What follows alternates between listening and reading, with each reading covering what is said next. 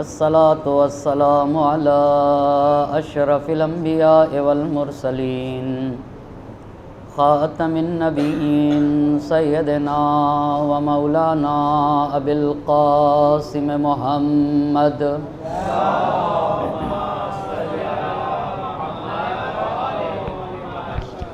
وعلى أهل بيته الطيبين الطاهرين المعصومين ولعنة الله على أعدائهم أجمعين. أما بعد، فقد قال الله سبحانه تبارك وتعالى في كتابه الحكيم وقوله الحق. بسم الله الرحمن الرحيم. وَلَقَدْ كَرَّمْنَا بَنِي آدَمَ وَحَمَلْنَاهُمْ فِي الْبَرِّ وَالْبَحْرِ وَرَزَقْنَاهُمْ مِنَ الطَّيِّبَاتِ وَفَضَّلْنَاهُمْ عَلَى كَثِيرٍ مِّمَّنْ خَلَقْنَا تَفْضِيلًا. صلوات پڑھے بر محمد.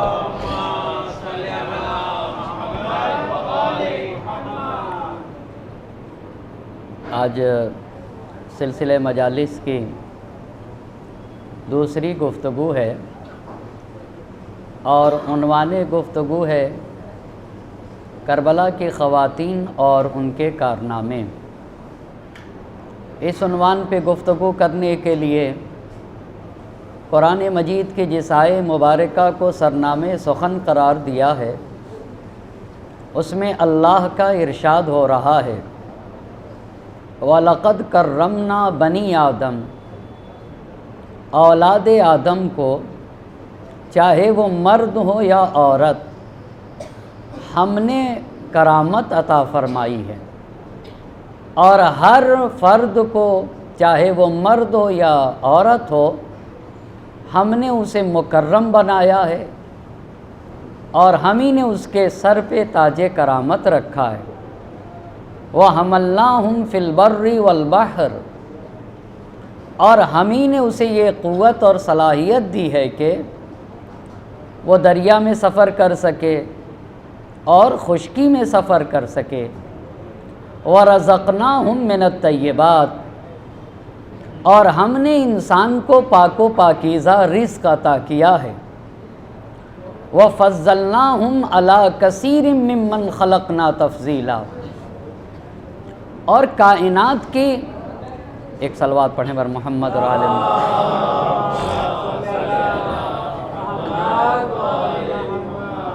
کائنات کی جتنی بھی مخلوق ہیں، ہر مخلوق سے افضل ہم نے انسان کو بنایا ہے. لیکن کیا صرف انسان ہونے کی بنیاد پر افضل ہے یا نہیں؟ انسان کے ہاں اگر کمالات پائے گئے، چاہے وہ مرد ہو یا عورت ہو، اگر کمالات ہیں تب تو وہ انسان افضل ہے. لیکن اگر انسان صاحب کمال نہ ہوا تو ایسے انسان کو افضل تو کہنا چھوڑ دیجئے، قرآن جانور بھی کہنا پسند نہیں کرتا. قرآن یہ کہتا ہے اولئک کالانعام بل ہم اضل. جن لوگوں کے یہاں کمالات نہیں پائے جاتے، جن لوگوں کے یہاں اخلاقی صفات نہیں پائے جاتے، جو لوگ اخلاقی کمالات کے مالک نہیں ہوتے، ایسے لوگوں کو جانور بھی قرآن کہنا پسند نہیں کرتا ہے. اولئک کالانعام بل ہم اضل. ایسے لوگوں کو قرآن کہتا ہے کہ یہ جانور کی طرح ہیں بلکہ ان سے بھی بدتر ہیں. اس کا مطلب یہ ہوا کہ اگر انسان کو دوسری مخلوقات پہ برتری ہے تو کمال کی بنیاد پر. جو جتنا صاحب کمال ہوگا اتنا ہی بلند و بالا ہوگا. اور اس کو قرآن نے صاف لفظوں میں کہا ہے اِنَّ أَكْرَمَكُمْ عِنْدَ اللَّهِ أَتْقَاكُمْ. جو جتنا پرہیزگار ہوگا، جو جتنا قلب کا پاک و پاکیزہ ہوگا، جس کی روح جتنی پاکیزہ ہوگی، اتنا ہی اللہ کے نزدیک وہ عزتوں کا مالک ہوگا.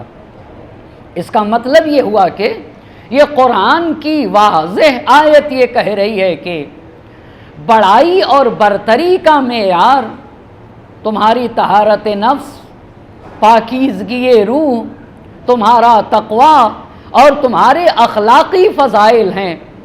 اب لیکن قرآن نے اس بات کو بھی کہا ہے کہ اخلاق اور کمالات کے بلند درجے پہ جو فائز ہوتے ہیں، چاہے وہ مرد ہو یا عورت ہو، وہ بہت کم لوگ ہیں، بہت کم لوگ ہیں۔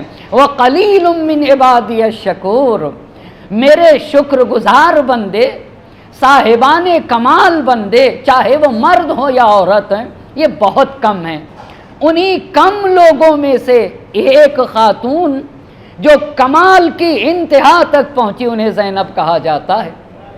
اسی لیے علماء نے کہا لقد بلغت فی المجد غایت حدہا، زینب اخلاقی کمالات میں کمال کی انتہا کو پہنچی ہیں۔ اب بہت توجہ کرنے کی ضرورت ہے۔ سماج اور معاشرے میں یہ سمجھا جاتا ہے کہ جو مرد ہے وہ برتر ہے، اور اگر عورت ہے تو وہ بلند و بالا نہیں۔ دین میں مرد اور عورت ہونے سے فضیلت نہیں آتی۔ دین یہ نہیں کہتا کہ ایک انسان مرد ہے تو وہ بلند و بالا، عورت ہے تو وہ پست، ایسا ہرگز نہیں۔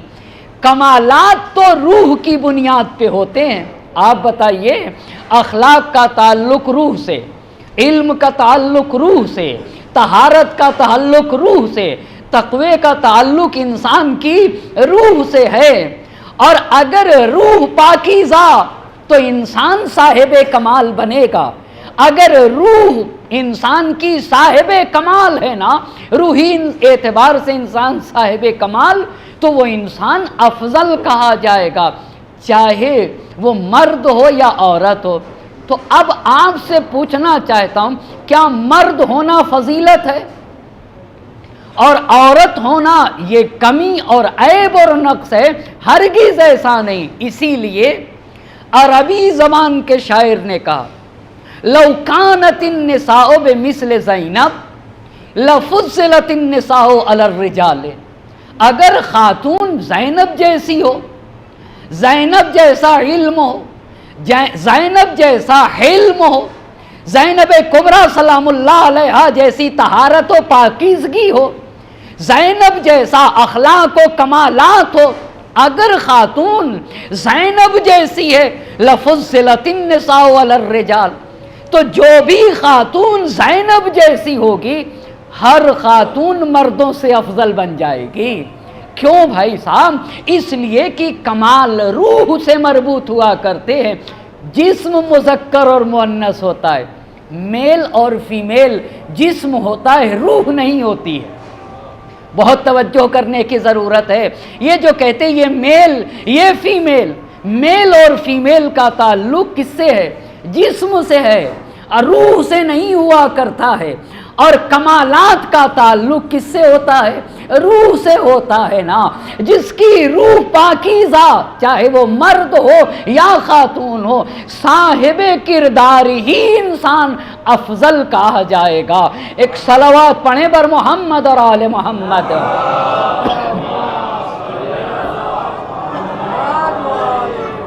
اسی بنیاد پہ کل دو فضیلت پڑھی جناب زینب کبریٰ سلام اللہ علیہا کی۔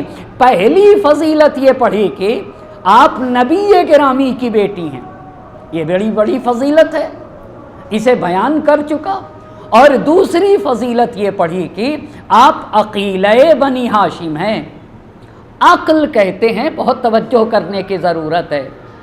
آپ سے میں ایک بات پوچھنا چاہوں گا، آپ کس انسان کو پڑھا لکھا کہتے ہیں؟ پڑھا لکھا انسان کون ہوتا ہے؟ عقل مند انسان کسے کہا جاتا ہے؟ کیا پڑھا لکھا انسان اسے کہیں گے جو ماما لگا لے، ابا قبا پہن لے، یا پینٹ کوٹ پہن کے ٹائی لگا لے؟ کیا پڑھا لکھا اسے کہا جاتا ہے یا نہیں؟ پڑھے لکھے کی کچھ اور ڈیفینیشن ہے، توجہ کرنے کی ضرورت ہے۔ عقل مند انسان کسے کہا جاتا ہے اور پڑھا لکھا انسان کسے کہا جاتا ہے؟ جس انسان کے علم سے سماج اور معاشرے کو فائدہ پہنچے وہ انسان پڑھا لکھا ہے۔ انسان اسے پڑھا لکھا ہرگز نہ کہیے گا بھئی صرف ابا قبا اور امامہ لگانے کا نام پڑھا لکھا ہونا نہیں ہے، یا پینٹ کوٹ پہن کے ٹائی لگا کے چلنے کا نام پڑھا لکھا نہیں ہے۔ اگر کسی کے علم سے سماج اور معاشرے کو فائدہ پہنچے تو اسے پڑھا لکھا کہا جائے گا۔ اگر انسان کی زبان سے دوسرے کو نقصان نہ پہنچے اسے پڑھا لکھا کہا جائے گا۔ جو دوسروں کا خیال کرتا ہے نا اسی انسان کو پڑھا لکھا کہا جاتا ہے۔ یہی انسان با ادب ہوتا ہے اور یہی انسان حقیقت میں عالم ہے۔ ایک صلوات پڑھے بر محمد اور آل محمد۔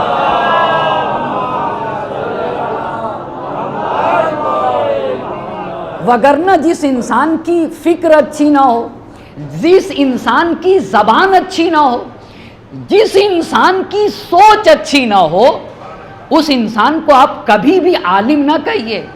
لہذا زمانے میں دھوکہ کھانے کی ضرورت نہیں ہے۔ آپ لباس سے کسی کو نہ پہچانیے، آپ زبان سے پہچانیے، آپ فکر سے پہچانیے۔ اسی لیے میرے امام نے کہا تکلموا تو عرفو، بولو پہچانے جاؤ گے۔ تکلموا تو عرفو، بولو پہچانے جاؤ گے۔ فإن المرء مخبوء تحت لسانه، ہر انسان اپنی زبان تلے چھپا ہوا ہے۔ ایک مثال دوں اور آگے کی بات عرض کروں گا۔ آپ یہ بتائیے اگر جگ میں پانی ہو اور میں اسے اڈیلوں تو شربت نکلے گا یا چائے؟ پانی نکلے گا نا۔ کیوں پانی نکلے گا؟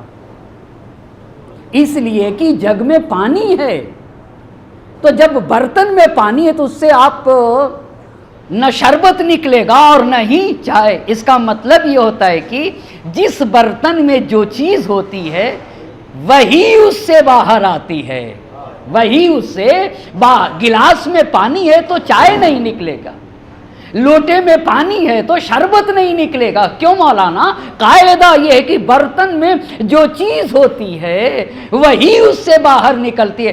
تو میرے قلب کے برتن میں کیا رکھا ہے؟ بہت توجہ کریے گا، میرے قلب کے برتن میں کیا رکھا ہو، اسے کون کہاں سے پہچانا جائے گا؟ امام نے کہا قلب کی بات تو زبان بتاتی ہے نا، قلب کی بات زبان بتاتی ہے۔ بولو پہچانے جاؤ گے۔ یہ جو لوگ گالیاں دیتے ہیں، جو لوگ جھوٹ بولتے ہیں، جو لوگ برے الفاظ زبان پہ استعمال کرتے، کوئی بھی جھوٹ نہیں بولتا، گالی نہیں دیتا، برے الفاظ استعمال نہیں کرتا، حقیقت میں یہ بتاتا ہے سماج و معاشرے کو کہ میرے قلب کے برتن میں اس کے سوا کچھ بھی نہیں۔ توجہ کر رہے ہیں آپ بات؟ میرے قلب کے برتن میں اس کے سوا۔ لیکن جو انسان سچ بولتا ہے، جو انسان دوسروں کا خیال کرتا ہے، جو انسان پیار سے بولتا ہے، جس انسان کی زبان میں نرمی پائی جاتی ہے، جو انسان اخلاق کا مظاہرہ کرتا ہے، یہ اخلاق کا مظاہرہ نہیں کرتا ہے، پیار سے بول کے یہ بتانا چاہتا ہے کہ دیکھو میرے قلب کے برتن میں جو چیز ہے نا وہ محبت ہے، وہ پیار ہے، وہ الفت ہے، وہ نرمی ہے اور وہ ہمدردی پائی جاتی ہے نا۔ اور اسی روحی کمالات کی بنیاد پہ انسان صاحب فضیلت بنتا ہے۔ جڑوں گا اپنے گفتگو سے۔ آپ کو پتا ہے سماج اور معاشرے میں لوگ باہر تو محبت سے بولتے ہیں، کہاں محبت سے بولتے ہیں؟ باہر محبت سے بولتے ہیں، پر گھر کے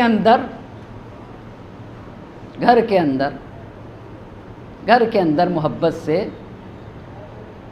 مثال دوں تو بات واضح ہو جائے گی، مثال دوں تو بات واضح ہو جائے گی۔ اگر باہر کسی نے آپ کی مدد کر دی، ہیلپ کر دیا، تو آپ اس کو کہتے کہ بہت شکریہ، thank you thank you thank you, اور جب بھی ملے گا بھائی تم نے وہاں پہ مدد کی تھی، شکریہ بولتا انسان۔ تو یہ بات گھر میں کیوں نہیں کرتا؟ یہ اپنی شریک حیات کے ساتھ کیوں نہیں کرتا؟ یہ اپنی فیملی کے ساتھ کیوں نہیں کرتا ہے؟ جو ہر روز اس کی خدمت کرتی ہے، یا شریک حیات اپنے شوہر کے ساتھ کیوں نہیں کرتی؟ بھائی کوئی باہر سے سبزی لا کے گھر میں دے دے ہماری بیوی کو کہ یہ بھائی نے بھیجا ہے، تو بیوی اسے تو شکریہ بولے گی، پر شوہر جو پوری زندگی زحمتیں کرتا ہے یا نہیں کرتا ہے، تو اسے بھی تو شکریہ کہنا چاہیے۔ مرد کو اپنی شریک حیات کا شکریہ کرنا ہوگا، عورت کو بھی اپنے شوہر کا شکریہ ادا کرنا ہوگا، تب زندگی جا کے خوشگوار بنے گی۔ ایک صلوات پڑھیں بر محمد اور آل محمد۔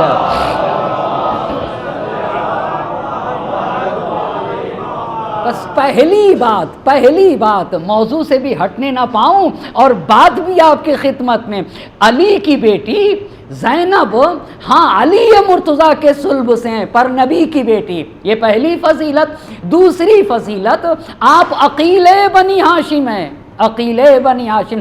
عقل مند کسے کہتے ہیں؟ جس کی فکر سے دوسرے کو فائدہ پہنچے۔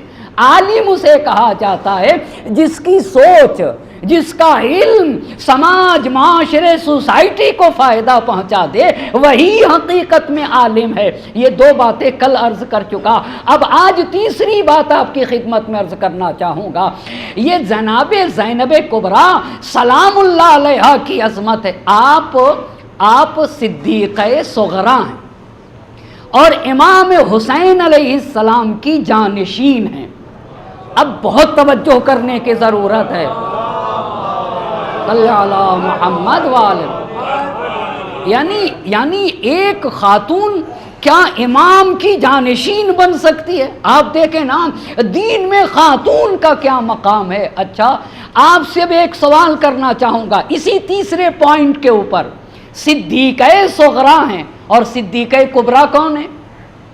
آپ کی مادر گرامی، آپ کی مادر گرامی حضرت فاطمہ زہرا، یہ صدیقہ کبریٰ ہیں، اور صدیقہ صغریٰ کسے کہا جاتا ہے؟ جناب زینب کو۔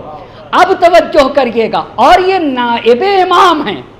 جناب زینب کیا ہیں؟ نائب امام۔ عاشور کے دن جو امام کی نائب بنی اسے زینب کہا جاتا ہے۔ اب آپ سے ایک سوال کرنا چاہتا ہوں، انسان کی سب سے بڑی پراپرٹی کیا ہے؟ اس پہ غور کریے گا اور آپ مجھ سے بتائیے نا، سب سے بڑا سرمایہ کیا ہے انسان کے پاس؟ پیسہ ہے، گھر ہے، بینک بیلنس ہے، کھیت کھلیان ہے، باغ و باغیچے و باغات ہیں، یا محل ہیں؟ میرے پاس 10 محل، 20 محل، 30 محل، پورا شہر میرا ہو، اسے سرمایہ کہتے ہیں؟ یا نہیں، یہ تو چھوٹی چیزیں ہیں۔ 50 سال، 60 سال بہت خوش ہو جائیے، 100 سال اور زیادہ خوش ہو جائیے، 2 سال سمجھ لیجئے۔ کب تک رہیے گا؟ جب تک رہیے گا، یہ پتہ نہیں ہے بھی یا نہیں، رہے بھی یا نہ رہے، اور پوری نیند خراب کیے رہے گا یہ سرمایہ۔ اما سب سے بڑا سرمایہ کیا ہے؟ آپ بتائیے نا، آپ کو پتا ہے سب سے بڑا سرمایہ کسے کہتے ہیں؟ سب سے بڑی دولت یہ ہے کہ انسان کی روح پاک و پاکیزہ ہو جائے۔ اللہ اللہ، انسان روح کا پاک و پاکیزہ ہو جائے نا، اگر طہارت نفس کا مالک بن جائے، اگر انسان روحی اعتبار سے پاک و پاکیزہ بن جائے تو سب سے بڑا سرمایہ لے کے جا رہا ہے۔ کیوں بھائی صاحب؟ قیامت میں جہاں کبھی موت آئے ہی کی نہیں، ہمیشہ ہمیشہ کے لیے جینا ہے، وہاں پہ ایک پاک انسان رہے گا۔ ایک مثال دوں تو بات سمجھ میں آئے گی۔ یہ بتائیے، اگر آپ کو کسی دعوت میں بلایا جائے، کسی پروگرام میں کھانے پہ بلایا جائے، اور وہاں کے جو لوگ ہوں سب بالکل صاف صاف کپڑا پہن کے آئیں، کیسا کپڑا پہن کے آئیں؟ صاف ستھرا لباس پہن کے آئیں، اور کسی بڑے 5 اسٹار ہوٹل میں سارے آنے والے لوگ بالکل صاف ستھرا، اور میں گندا لباس پہن کے چلا جاؤں، میں کہاں لباس پہن کے چلا جاؤں؟ گندا لباس پہن کے، آپ بتائیے اس مجمع میں مجھے شرم آئے گی یا نہیں آئے گی؟ اما نہ صحیح سے جوتا پہنا، نہ موزہ پہنا، ایک معمولی چپل پہنا اور کرتا پیجامہ پھٹا پرانا، اور وہ بھی گندا، نہ بال صحیح نہ داڑھی صحیح، کچھ بھی نہیں صحیح، کیسا لگے گا؟ اگر غیرت دار انسان ہوگا تو اس میٹنگ میں شریک ہی نہیں ہوگا، واپس چلا آئے گا۔ تو محشر میں انبیاء ہوں گے، بہت توجہ کرنے کی ضرورت ہے، انبیاء، مرسلین، شہداء اور صدیقین ہوں گے بہشت میں۔ ان کے ساتھ رہنے کے لیے کتنی پاکیزگی کی ضرورت ہے، ان کے ساتھ رہنے کے لیے پاکیزگی کی ضرورت ہے، طہارت کی ضرورت ہے۔ بس اس کا مطلب یہ ہوتا ہے کہ سب سے بڑا سرمایہ انسان کے پاس کیا ہے؟ پاکیزگی نفس، انسان کی روح پاک و پاکیزہ ہو جائے، انسان کیریکٹر کا دھنی ہو جائے، انسان کا کردار صاف ہو جائے نا۔ اب آئیے گا، اگر روح پاک ہو گئی تو انسان سچا ہو جائے گا، اگر روح صاف ہوئی تو انسان زاہد بن کے جیے گا، اگر روح صاف ہو گئی نا، پاک و پاکیزہ ہو گئی تو انسان سخی بنے گا، اپنے ساتھ دوسروں کا خیال کرے گا، اگر روح پاک ہو گئی تو انسان کے ہاں صبر کا بھی جذبہ آئے گا، اگر روح پاک و پاکیزہ ہوئی تو خدمت خلق کا جذبہ آئے گا، اگر روح پاک و پاکیزہ ہو گئی نا تو دشمنیاں ختم ہو جائیں گے، نفرتوں کا خاتمہ ہو جائے گا۔ اور یہ کتنا بڑا سرمایہ ہے، اسی کو جوش ملی آبادی نے کہا تھا، پھر تو کھل جائے گی یہ بات کی بے حب انام، اگر روح پاک و پاکیزہ نہ ہوئی اور خدمت خلق کا جذبہ نہ پایا گیا تو نہ نماز کام آئے گی، نہ روزہ کام آئے گا، نہ طواف کام آئے گا، نہ احرام کام آئے گا۔ پھر تو کھل جائے گی یہ بات کی بے حب انام، نہ امامت نہ ولایت نہ رسالت نہ پیام، دل ہو بے سوز تو محمل ہے طواف و احرام۔ اما تمہارے دل میں پتھر کا ٹکڑا رکھا ہے کہ تم بشریت سے محبت نہیں کرتے ہو، دل ہو بے سوز تو محمل ہے طواف و احرام، سب سے بہتر عمل خیر ہے تیمار عوام، اس کو سرکار دو عالم کے پیام آتے ہیں جو برے وقت میں انسان کے کام آتے ہیں۔ ایک صلوات پڑھیں بر محمد اور آل محمد۔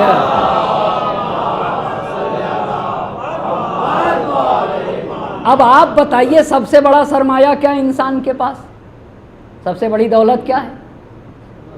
پاکیزگی روح کا پاک و پاکیزہ ہونا، اسی کو دین کی زبان میں تقویٰ کہا جاتا ہے، روح کی پاکیزگی۔ اب آئیے، پڑھ رہا تھا تیسرے پوائنٹ پہ گفتگو کر رہا ہوں نا۔ تیسرا پوائنٹ کیا ہے؟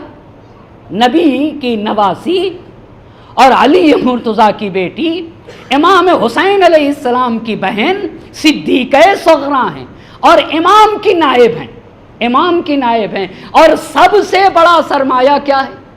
روح کا پاک و پاکیزہ ہونا۔ زینب اس مقام پہ، یہ اخلاقی صفت ہے، اما ایک خاتون روحی کمالات کے اعتبار سے اس درجے پہ پہنچی کہ امام وقت نے اسے اپنا نائب بنا دیا، امام وقت نے اسے اپنا نائب بنا دیا۔ اچھا، کیسے نائب بنایا؟ اب میں آپ کو بتانا چاہوں گا۔ زینب، یہ روحی پاکیزگی کے نتیجے میں جناب زینب کو ہم صدیقہ صغرا کہتے ہیں۔ کیوں صدیق معصوم کی صفات ہوتی ہیں، صدیق کہتے ہیں جن کے عمل اور قول میں ٹکراؤ نہ پایا جائے۔ بہت توجہ کریے گا، یہ جو کہتے ہیں وہی کرتے ہیں، اور جو کرتے ہیں وہی کہتے ہیں، اسے صدیق کہا جاتا ہے نا۔ صدیق ہے، صغرا ہے زینب۔ کس بنیاد پہ صدیقہ بنی؟ کس بنیاد پہ؟ طہارت نفس کی بنیاد پہ۔ اما روحی اعتبار سے یہ خاتون کربلا میں اس مقام پہ پہنچی، عاشور کے سخت مرحلے میں حسین نے اپنا نائب بنایا۔ وہ بھی عرض کروں گا، جب امام حسین علیہ السلام، بہت توجہ کریے گا، کسے نائب بنایا جائے گا؟ کوئی روحی اعتبار سے کیسے اس عظمت پہ پہنچتا ہے؟ قتل گاہ میں امام حسین علیہ السلام تھے، وہ شمر جالسن علی صدرہ، اور حسین کے سینے پہ شمر سوار تھا، حسین کا گھوڑا در خیمے پہ آیا، اور جب گھوڑے نے سیہا مارا تو سکینہ نکلیں، سکینہ کے نکلنے کے ساتھ زینب نکلیں، زینب بلندی پہ آئیں، دیکھا کہ حسین کے سینے پہ شمر ہے، حسین کی طرف آگے بڑھی، مقتل میں گئی، بہت توجہ کریے گا، روحی پاکیزگی کسے کہا جاتا ہے، قریب گئی، امام نے جب آنکھیں کھول کے دیکھا میری بہن مقتل کی طرف آ رہی ہیں تو ایک جملہ کہا، بھئی اگر یہاں لاشا اور زینب یہاں سے آگے ایسے آ رہی ہیں، بہن واپس چلی جاؤ، اسی کو تقویٰ کہا جاتا ہے، اسی کو سخت مرحلے میں اب زینب کے ایک قدم بھی آگے نہ بڑھے، امام معصوم کی اطاعت ہے نا، امام معصوم کی اطاعت، خدا کی قسم تاریخ نے لکھا جب حسین نے کہا بہن واپس جاؤ تو ایسے آ رہی تھی، پیچھے پہنچ گئی، امام کی طرف پشت نہیں کیا، اللہ اللہ، امام معصوم کی طرف پشت بھی نہیں کیا اور پیچھے الٹے پاؤں خیمے میں پہنچ گئی، اسی کو روحی پاکیزگی کہا جاتا ہے۔ اس کا مطلب یہ ہوتا ہے کہ زینب کسی جذباتی خاتون کا نام نہیں، بہت توجہ کرے گا، اسی کو عقیل بنی ہاشم کہا جاتا ہے نا، جہاں امام معصوم کی اطاعت خواہشات پہ غالب آ جائے نا، ایسی خاتون کو عقیل بنی ہاشم کہا جاتا ہے۔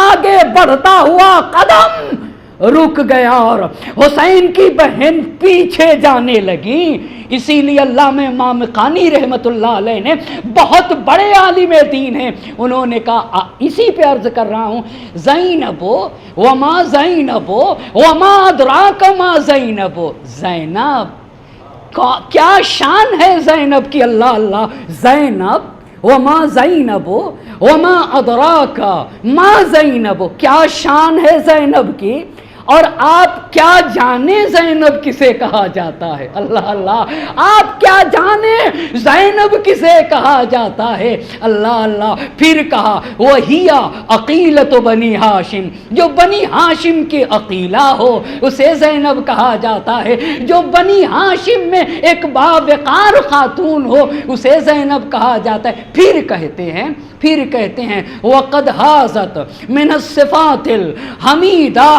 ما لم یحیزها احد بعد امها، کہا زینب اخلاقی کمالات میں اس درجہ پہنچی کہ اپنی مادر گرامی کے بعد اپنی ماں کی جو ثانی بنی اسے زینب کہا جاتا ہے، اخلاقی کمالات میں زینب اپنے ماں کی بدل بن گئی، اپنی ماں کی ثانی بنی، کا زمانے میں ان کی مادر گرامی کو چھوڑ کے کوئی بھی خاتون جناب زینب کبریٰ کے مقام تک نہ پہنچ سکی، کہا چونکہ روحی کمالات کی بنیاد پہ، مولانا کچھ روحی کمالات کی مثالیں بھی تو دیجئے، روحی کمالات کے، پرہیزگاری روحی کمال کا نام ہے، تقوی روحی کمالات کا نام ہے، دیداری روحی کمالات کا نام ہے، اللہ کی اطاعت روحی کمالات کا نام ہے، رسول کی اطاعت روحی کمالات کا نام ہے،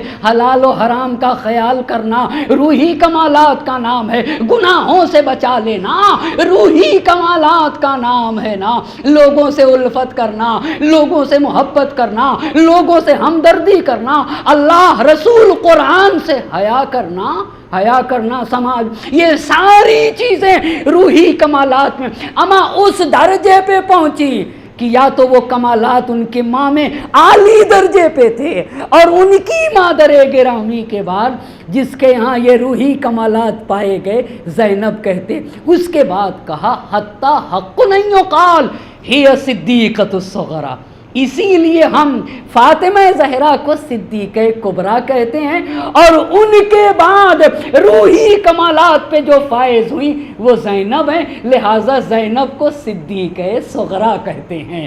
ایک صلوات پڑھیں بر محمد اور آل محمد۔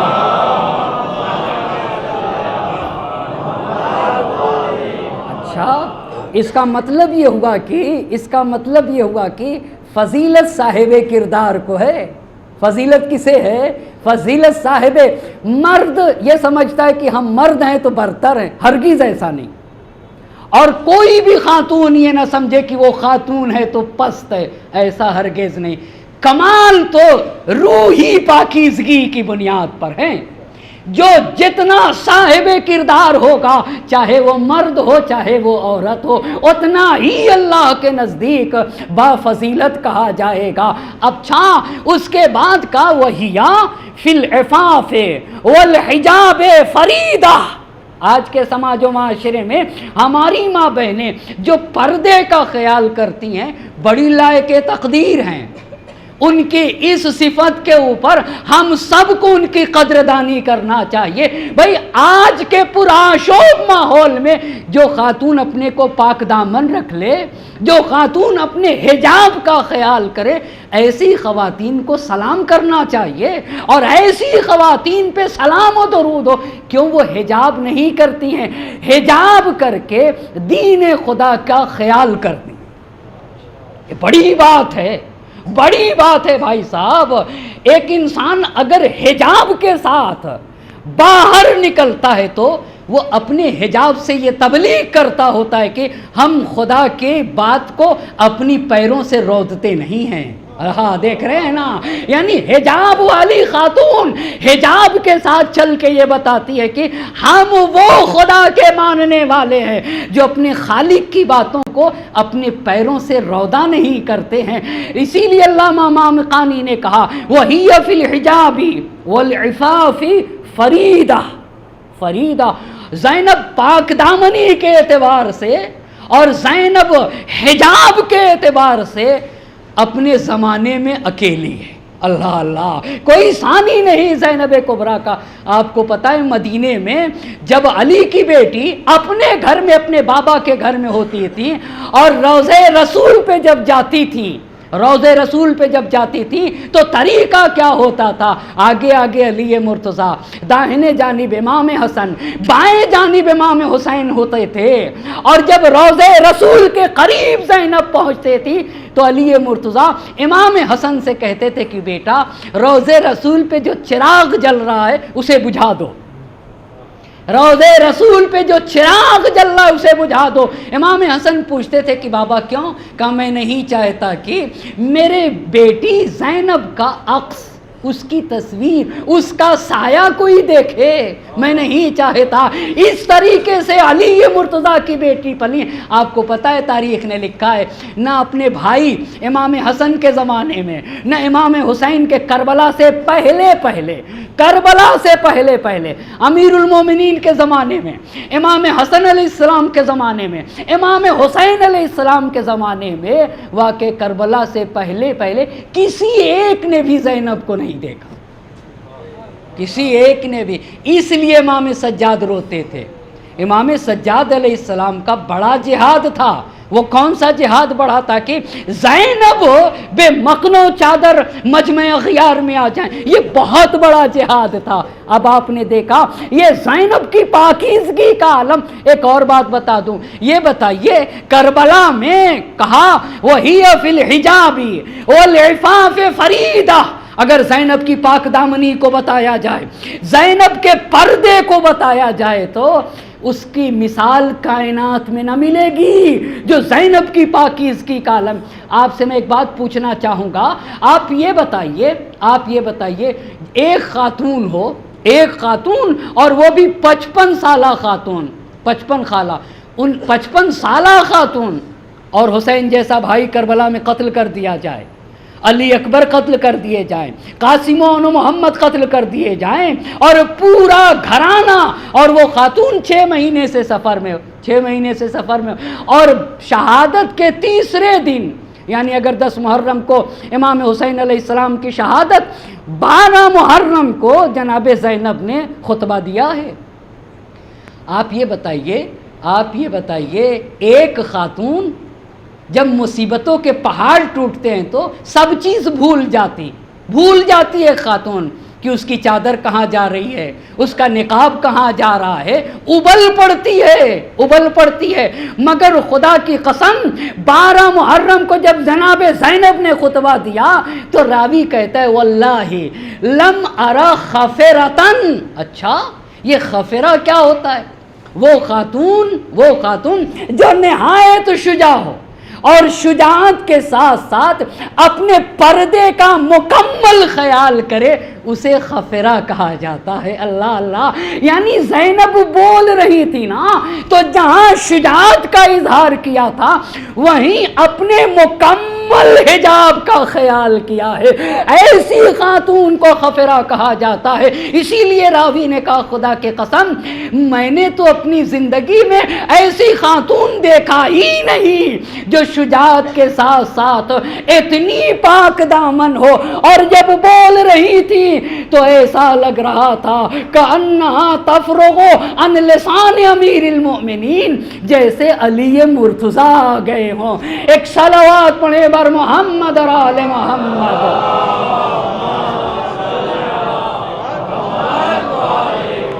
تو علامہ مامقانی کی پس تیسرے پوائنٹ کو نہ بھولیے گا۔ تیسرا پوائنٹ آپ صدیق صغریٰ ہیں اور امام کے نائب ہیں نا، انہوں نے کہا آپ کیا جانیں زینب کبریٰ کیا ہیں، جو کمالات میں اپنی مادر گرامی کی ثانی اسے زینب کہا جاتا ہے، حجاب اور پاک دامنی میں جس کی زمین پہ مثال نہ ہو اسے زینب کہا جاتا ہے۔ آپ غور تو کریں، میں انشاءاللہ آنے والی مجلسوں میں پڑھوں گا۔ آپ بتائیے، آج صرف سوال قائم کرتا ہوں، آپ کو پتہ ہے تاریخ کون بناتا ہے؟ آیا مرد بناتا ہے یا عورت؟ یہ سوال صرف چھوڑ رہا ہوں۔ حقیقت میں زمانے کو جو بدلتی ہے نا، پورے زمانے کو مرد نہیں بدلتا ہے، مرد نہیں بدلتا ہے۔ ہاں دکھتا مرد ہے، بہت توجہ کرنے کی ضرورت ہے۔ آگے میں کہتا ہوں کوئی بھی رہنما آگے وہ ہوتا ہے، پر رہنما کو کس نے رہنما بنائے، کس کی آغوش میں پلا ہے؟ ایک ماں کی آغوش میں پلتا ہے نا۔ وہ ماں کون؟ اما تاریخ کا بڑا سے بڑا رہنما لے لیجئے، اس کو کس نے جنم دیا ہے؟ آپ بتائیے کس نے جنم دیا ہے، کس نے اس کی پرورش کی ہے؟ ایک خاتون ہی تو ہے، پر ہر رہنما کے پیچھے خاتون ہے۔ ہاں پس اس کا مطلب عرض کروں گا، خاتون ہی تاریخ بناتی ہے، خاتون ہی۔ ہاں انڈائریکٹ، بہت توجہ کرنے کی ضرورت، انڈائریکٹ خاتون بناتی ہے، سامنے آدمی دکھتا ہوتا ہے نا۔ اچھا تو کہا حجاب میں زینب کی مثال نہیں، پاک دامنی میں زینب کی، اچھا کہا وہی فی الصبر والثبات وقوت الایمان والتقوی وحیدہ۔ آپ کو پتہ ہے اما خاتون تھی نا، مگر ہائے رے خدا کی قسم بازار کوفہ میں زینب ایسے ڈٹی رہی جیسے سیسا پلائی ہوئی دیوار تھی۔ اور کیوں نہ ڈٹی رہے؟ میں قرآن کی آیت پڑھتا ہوں نا، کہا زینب کے ایمان کو کوئی بتا سکے گا، زینب کے صبر کو کوئی بتا سکے گا، زینب کے ثبات قدم کو کوئی بتا سکے گا؟ ان الذین قالوا ربنا اللہ ثم استقاموا تتنزل علیہم الملائکہ الا تخافوا ولا تحزنوا وابشروا بالجنۃ التی کنتم توعدون۔ جو لوگ اپنی زبان سے یہ کہتے ہیں نا اللہ ہمارا رب ہے، ایک مل جل کر صلوات پڑھیں بر محمد و آل محمد۔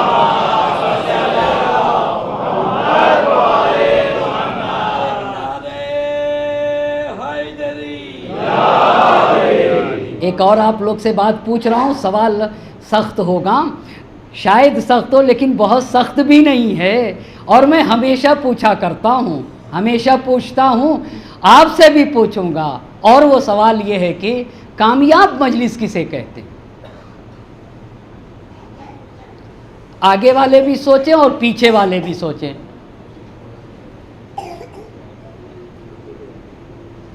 کامیاب مجلس کسے کہتے ہیں؟ میں ہی جواب دیتا ہوں۔ سماج اور معاشرے میں مجلسیں دو طرح کی ہوتی ہیں۔ کتنی طرح کی ہوتی ہیں؟ دو طرح کی مجلسیں ہوتی ہیں۔ ایک مجلس وہ ہوتی ہے جب خطیب پڑھتا ہے تو داد و تحسین کے نعرے لگتے ہیں، لگنا بھی چاہیے، خوب نعرے لگتے، اور بالکل صحیح بات ہے، خوب نعرے لگنا چاہیے۔ پر مشکل یہ ہے کہ مجمع مجلس کے بعد جب اٹھ کے گھر جاتا ہے تو خالی ہاتھ چلا جاتا ہے، جتنی بات سنے ہوتا ہے سب فرش عزا پہ چھوڑ کے خالی ہاتھ گھر چلا جاتا۔ کیسے چلا جاتا؟ خالی ہاتھ گھر چلا جاتا. یہ ایک مجلس ہے، پر دوسری مجلس بھی ایک ہوتی ہے. مجمع بڑے سکون سے سنتا ہے، بڑے اطمینان سے سنتا ہے، بڑی غور سے باتوں کو سنتا ہے، نعرے بھی لگاتا ہے مگر بڑے اطمینان سے، بڑے غور سے، بڑے سکون سے باتوں کو سنتا ہے. اور جب گھر پہنچتا ہے، اپنی فیملی کے ساتھ دسترخوان پہ جب بیٹھتا ہے، اپنے بچوں کے ساتھ بیٹھتا ہے، تو فرش عزا کی بات دسترخوان پہ چھیڑ دیتا ہے. بہت توجہ کریے گا، فرش عزا کی بات گھر تک پہنچ جاتی ہے. اب میں کہوں ایک جملے کو توجہ کرنے کی ضرورت ہے. جب فرش عزا کی بات گھر تک پہنچ جائے نا تو سمجھ لینا چاہیے مجلس کامیاب ہے. ایک صلوات پڑھے بر محمد اور آل محمد.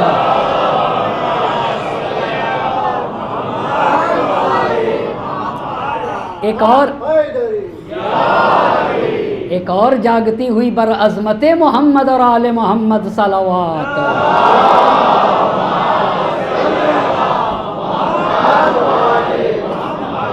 کوئی معمولی ہستی نہیں کا حجاب میں جس کی مثال نہ ہو اسے زینب کہا جاتا ہے. جس کی پاک دامنی کی کوئی نظیر نہ ملے کائنات میں اسے زینب کہا جاتا ہے. اس کے بعد کہا کہ زینب کی استقامت، قرآن کی آیت پڑھی نا، ان الذین قالوا ربنا اللہ، جو اپنی زبان سے یہ کہہ دے کہ اللہ ہمارا رب ہے، ثم استقاموا، پھر اسی پہ ڈٹے رہتے، تتنزل علیہم الملائکہ، ایسے لوگوں پہ ملائکہ اترتے ہیں اور ملائکہ اتر کے کہتے ہیں اللہ تخافوا ولا تحزنوا. دیکھو ڈرنے کی ضرورت نہیں ہے اور نہ ہی حزن کرنے کی ضرورت ہے. یہ ثبات قدم کا زینب کی استقامت. اما خاتون 6 مہینے سے سفر میں تھی مگر کیسے سیسا.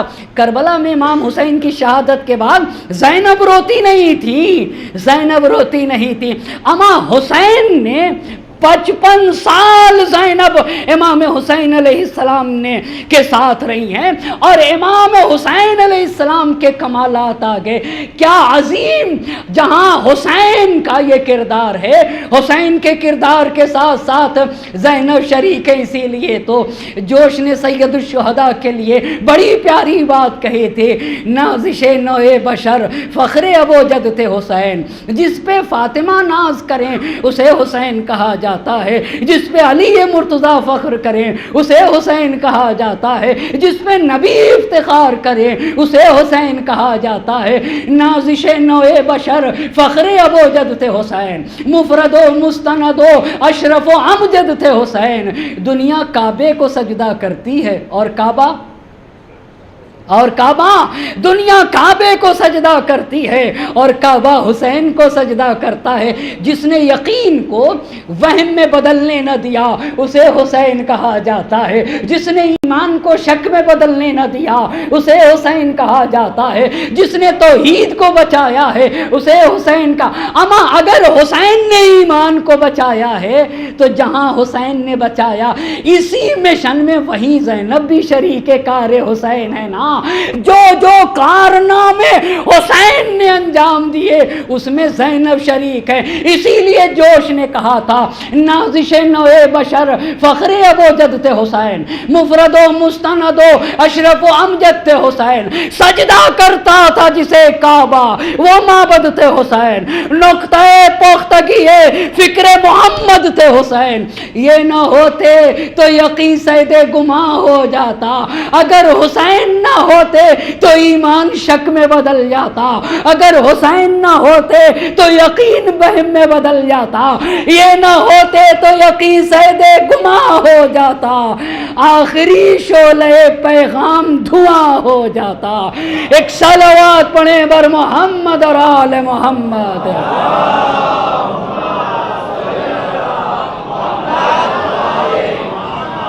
کہا اس کا مطلب ہے کہ ایک خاتون ان سارے کمالات میں انسان اگر جناب زینب کبریٰ سلام اللہ علیہا کے بارے میں سوچے تو عقل بشر حیران ہے.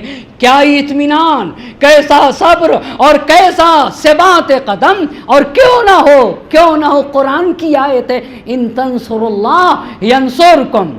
وَيُثَبِّتْ أَقْدَامَكُمْ، اگر تم اللہ کی مدد کرو گے تو اللہ تمہارے ساتھ ہوگا. اللہ اللہ، اگر تم اللہ کی مدد کرو گے اللہ تمہاری مدد کرے گا.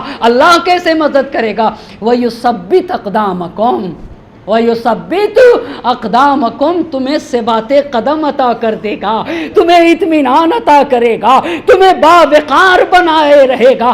آپ کو پتا ہے عزیزان محترم، یہ تو دعائے عرفہ میں میرے امام نے یہی تو کہا تھا، اے اللہ اس نے پایا کیا جس نے تجھے کھو دیا. اللہ اللہ، اے میرے اللہ اس نے پایا کیا جس نے تجھے کھو دیا، اور اس نے کھویا کیا جس نے تجھے پا لیا.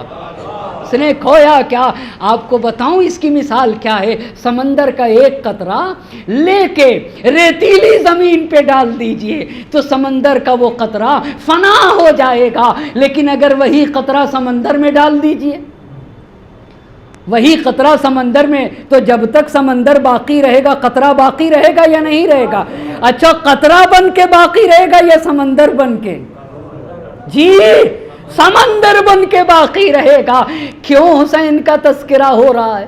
کیوں زینب کبریٰ کا تذکرہ ہو رہا ہے؟ ہو ہی نہیں رہے، صبح قیامت تک ہوتا رہے گا جب تک زمین باقی رہے گی یہ تذکرہ. کیوں؟ اس لیے کہ انہوں نے اپنے وجود کے قطرے کو لامحدود خدا کی ذات سے ملا دیا ہے، تاکہ جب تک اس کی ذات باقی رہے گی ان کا تذکرہ باقی رہے گا. ایک صلوات پڑھیں بر محمد اور آل محمد.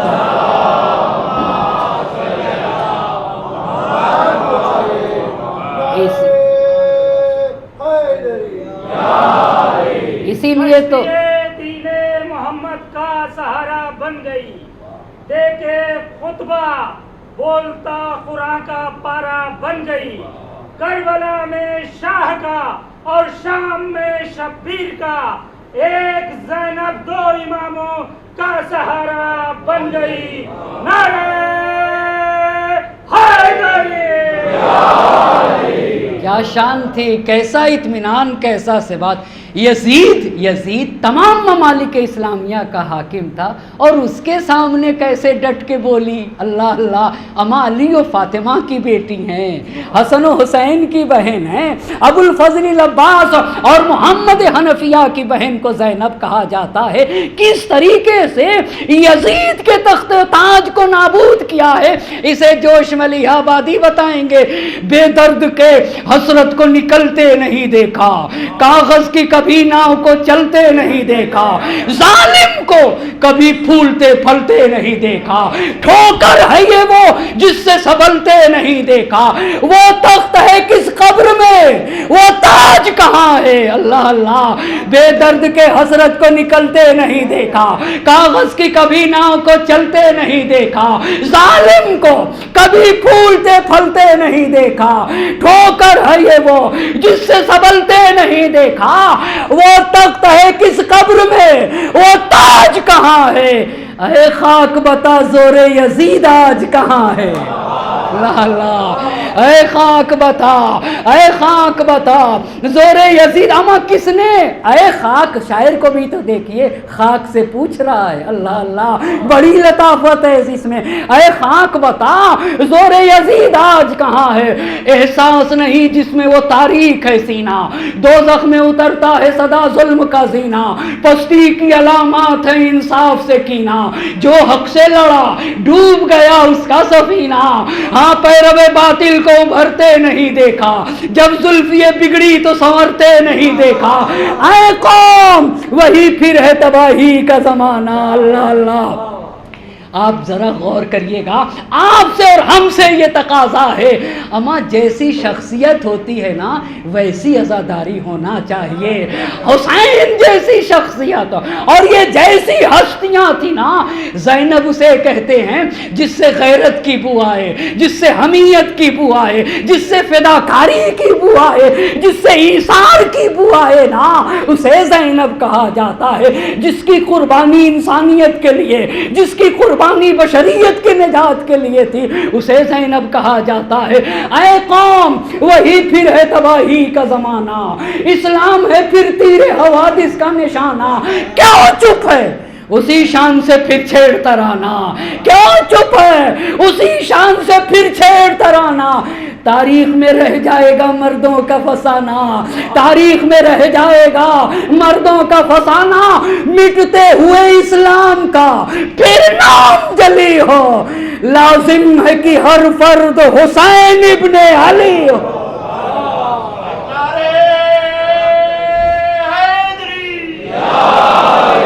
آپ ذرا سے گزارش ہے تھوڑا تھوڑا سا آگے تشریف لے آئیں، برعظمت محمد اور آل محمد صلوات۔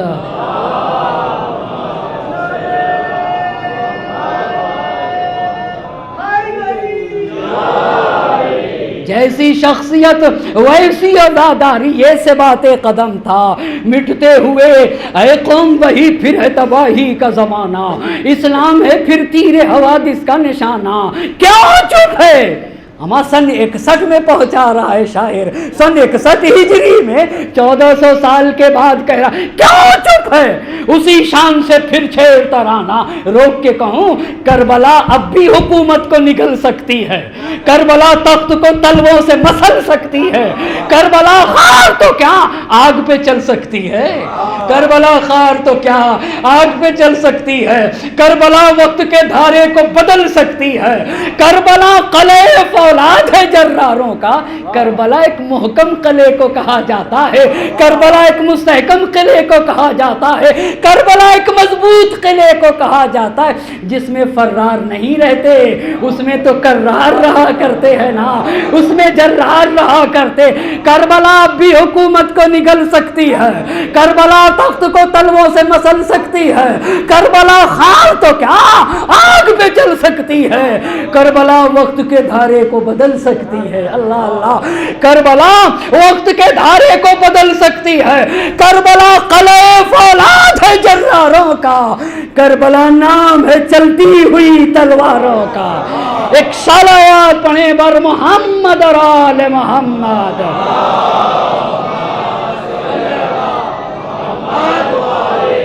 اے قوم وہی پھر ہے تباہی کا زمانہ، اسلام ہے پھر تیر حوادث کا نشانہ، کیوں چپ ہے اسی شان سے پھر چھیڑ ترانہ، تاریخ میں رہ جائے گا مردوں کا فسانہ، مٹتے ہوئے اسلام کا پھر نام جلی ہو، لازم ہے کہ ہر فرد حسین ابن علی ہو، حسین ابن علی ہو۔ اما 55 سالہ خاتون، آپ کو پتا ہے آج بھی خواتین میں کیا جذبہ ہے عزاداری کا۔ میری ماں بہنیں میری تقریر کو سن رہی ہیں، اور جہاں جہاں یہ تقریر دیکھی جا رہی ہے وہاں وہاں سن رہی ہیں۔ میں اپنی ماں بہنوں سے یہ کہنا چاہوں گا، زینب کا کردار تم سے کچھ کہتا ہے، تم کچھ کر سکتی ہو سماج و معاشرے میں، جس کو جو آتا ہے، جو پڑھا لکھا ہے، وہ اپنی بیٹیوں کو تعلیم دینا، جہالت سے نکالے، گمراہی سے نکالے۔ ہر خاتون اپنے قدم کو وہاں رکھ دے جہاں زینب نے قدم رکھا ہے نا۔ اگر زینب امت کی ہدایت کے لیے نکلی تو ہر خاتون کا یہ کام ہے۔ خاتون کا کام صرف یہ نہیں ہے، یہ ہے کام، پر صرف یہ نہیں ہے کہ وہ صبح سے رات تک کچن میں رہے۔ بھائی وہ اپنے کچن کے کام کو سمیٹے، یہ کام ہے خاتون کا، وہ اپنے کچن کے کام کو سمیٹے، اس کے ساتھ ساتھ سماج کے لیے، معاشرے کے لیے، سوسائٹی کے لیے، قوم کی خواتین کے لیے ایک خاتون جو کر سکتی ہے اسے کرنا چاہیے۔ ایمان زینب اس کو آنا چاہیے، زینب کی پاکیزگی کو اختیار کرنا چاہیے، زینب کی طہارت کو اختیار کرنا چاہیے، زینب کے علم کو اختیار کرنا چاہیے۔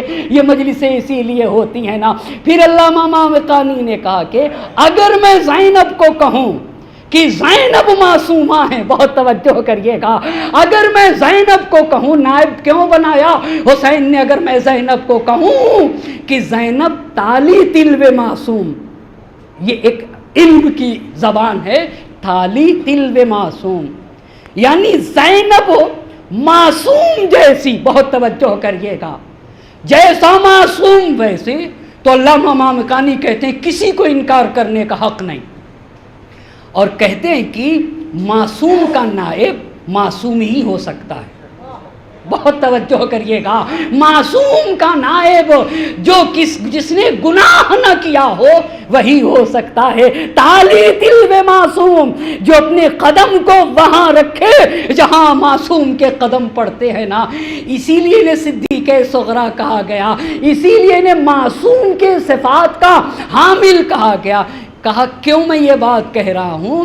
اگر یہ معصوم جیسی نہ ہوتی، بہت توجہ کرے گا میرا ماجمع، 14 معصوم ہیں نا، ہمارے معصوم کتنے ہیں؟ 14. پر ان کے علاوہ یہ دین میں 14 معصوم، ان کو کہتے ہیں یہ عصمت کبریٰ ان کے یہاں پائی جاتی ہے. ان کے یہاں کون سی عصمت پائی جاتی ہے؟ عصمت کبریٰ. پر تاریخ میں کچھ ایسی بھی ہستیاں ہیں جنہوں نے بالکل گناہ نہیں کیا ہے. ان میں سے ایک جناب زینب کبریٰ سلام اللہ علیہا ہیں. بس اتنی بات، اب میری بات واضح ہو گئی. انہوں نے کہا چونکہ زینب کبریٰ سلام اللہ علیہا اتنی پاک تھی، اسی لیے امام حسین علیہ السلام نے جب تک امام سجاد بیمار رہے حملہا مقدارا من ثقل الامامہ، امامت کے سنگین بھاری بوجھ کا ایک حصہ زینب کے حوالے کر دیا. کہ یہ بے گناہ ہی اس ذمہ داری کو لے سکتا ہے.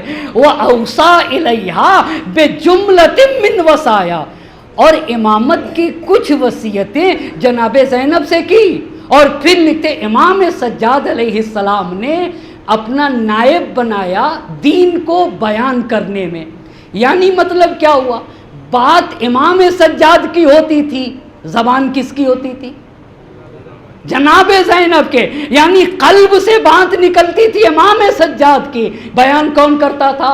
زینب. کیوں ایسا تھا؟ تاکہ امام سجاد باقی رہیں، امام سجاد محفوظ رہیں. اچھا اتنی بات ہوئی تو اس کے بعد علامہ مامقانی نے ایک جملہ لکھا کہ جناب حکیمہ کا ماجرا بیان کیا.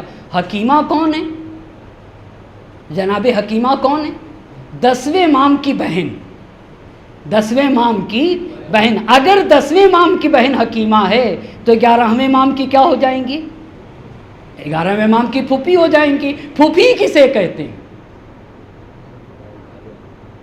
آپ بتائیں پھوپھی کسے کہتے ہیں؟ ہاں باپ کی بہن کو. ایک صلوات پڑھے پر محمد اور آل محمد. پھوپھی کسے کہا جاتا ہے؟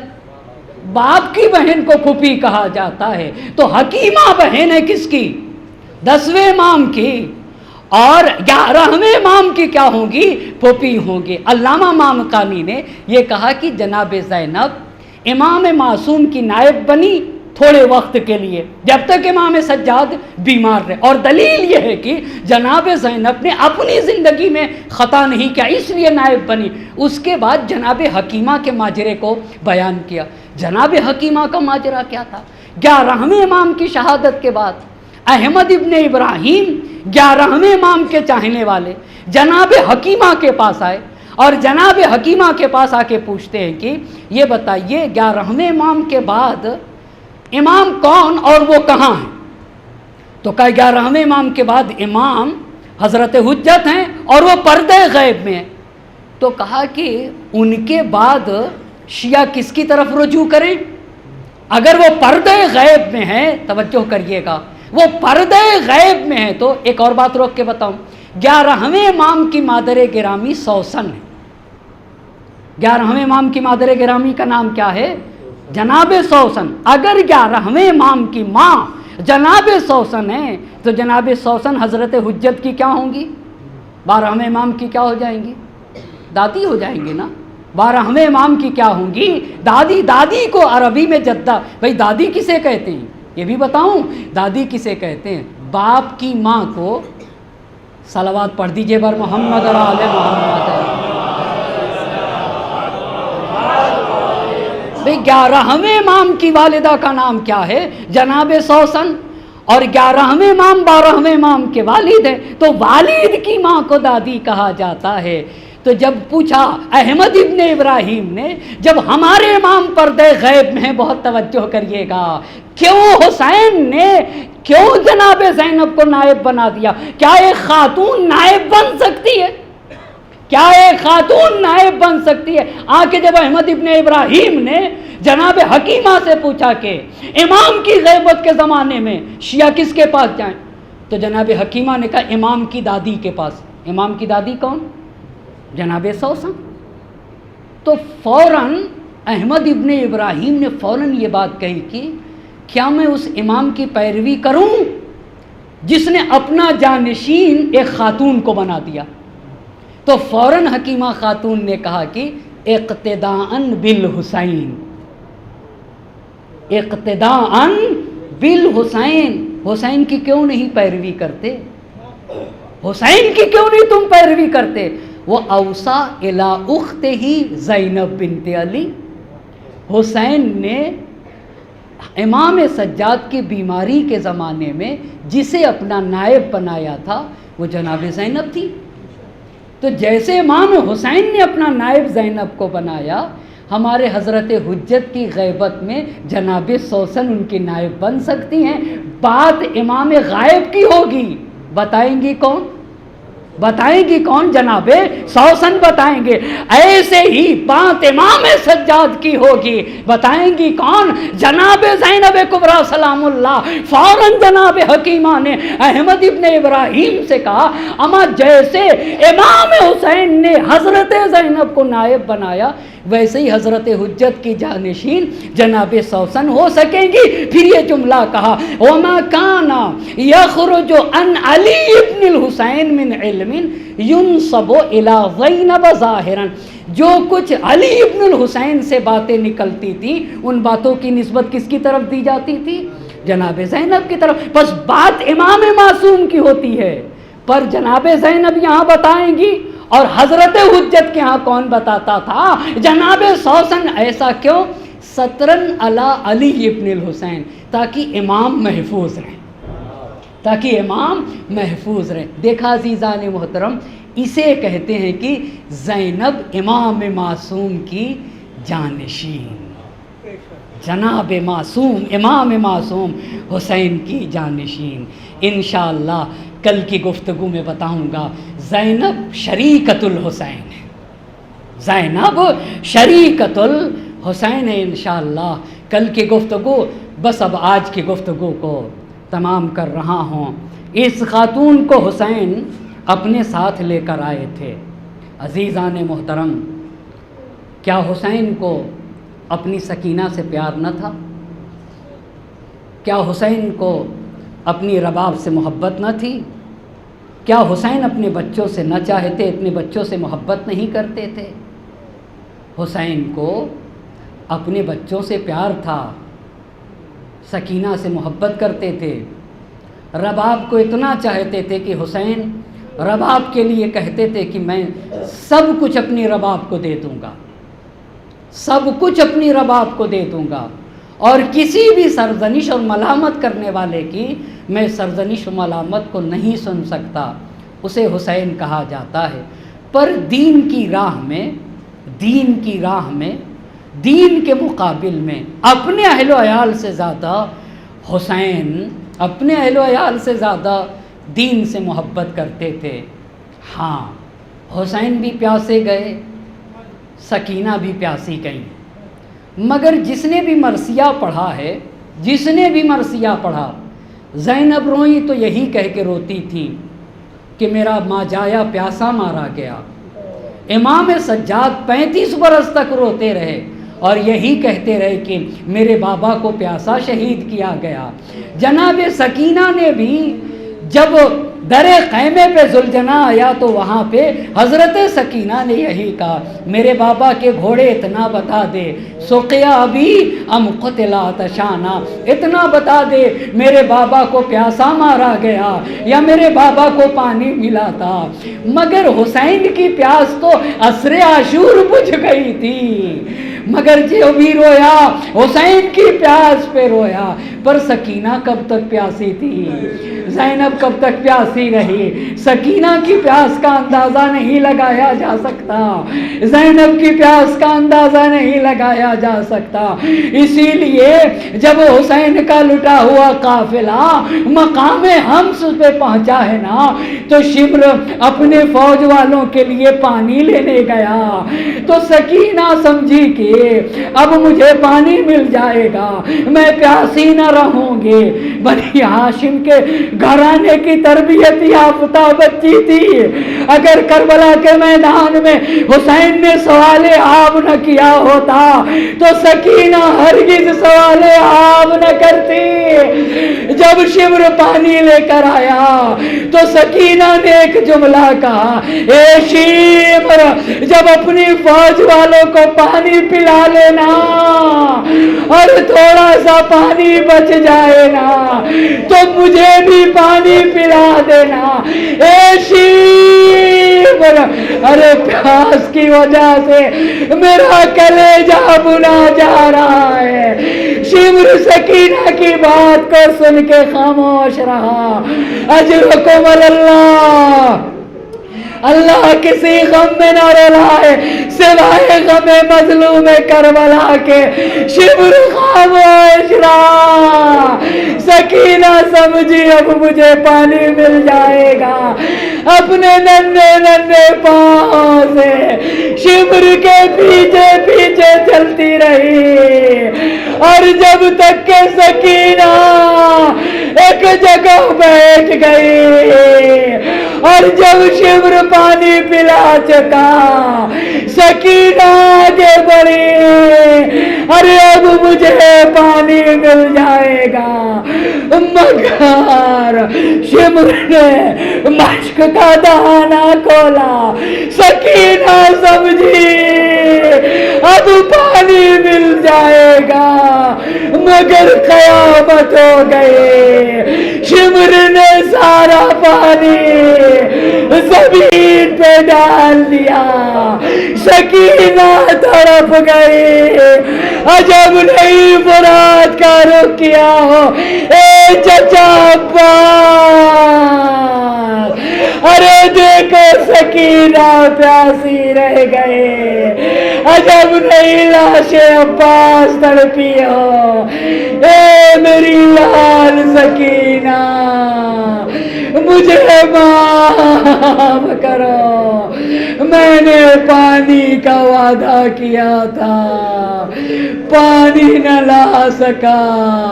اے میری لال سکینہ تمہارا چچا تم سے شرمندہ، پانی کا وعدہ کیا تھا، پانی نہ لا سکا۔ فضا میں کوہرام مچا، وا مصیبتا وا غربتا، وسيعلم الذين ظلموا أي منقلب ينقلبون، إنا لله وإنا إليه راجعون۔ إلهي بحق الزهراء وأبيها وبعلها وبنيها وسر المستودع فيها 10 مرتبہ، بسمک یا اللہ یا اللہ یا اللہ یا اللہ یا اللہ یا اللہ یا اللہ یا اللہ یا اللہ یا اللہ۔ معبود تجھے واسطہ ہے محمد اور آل محمد کا، ہماری اس مختصر سی عبادت کو اپنی بارگاہ میں قبول فرما، ہماری ناسوؤں کو رمال زہرا میں جگہ عنایت فرما، جن محرومین کے سال ثواب کے مجلس ان کی روحوں کو شاد فرما، ان کے قبروں کو منور فرما، ان کے درجات کو بلند سے بلند تر فرما۔ ہم میں سے جن کے والدین کا سایہ ہمارے سروں سے اٹھ چکا ہے ان کے چھوٹے بڑے گناہوں کی مغفرت فرما، اور ہم میں سے جن کے والدین کا سایہ ہمارے سروں پہ باقی ہے صحت و سلامتی کے ساتھ طول عمر مرحمت فرما، وقت کے امام کو ہم سے راضی و خوشنود فرما، ان کے ظہور میں تعجیل فرما، اور ہمیں ان کے اعوان و انصار میں شمار فرما۔ ربنا تقبل منا انک انت السمیع العلیم۔ آتم حسین۔